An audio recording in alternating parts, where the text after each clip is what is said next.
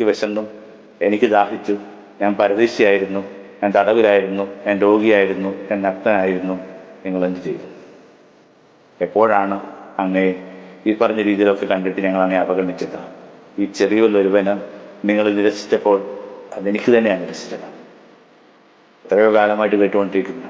പക്ഷെ ഓരോ ദിവസവും അത് കേൾക്കുമ്പോഴും വായിക്കുമ്പോഴും ഒക്കെ എന്തൊരു മുഴക്കമാണ്. കുറെ കൂടി ചെറിയവരെ ചേർത്ത് പിടിക്കുക, കുറെ കൂടി അവരുടെ ആവശ്യങ്ങളിലേക്ക് സൃഷ്ടിപരമായിട്ട് ഇടപെടുക. നിശ്ചയമായിട്ടും നിങ്ങൾക്ക് വേണ്ടി വാദിക്കാനും നിങ്ങൾക്കെതിരെ വാദിക്കാനും എത്തുന്നത് ദരിദ്രരുടെ വലിയൊരു ആൾക്കൂട്ടമായിരിക്കും.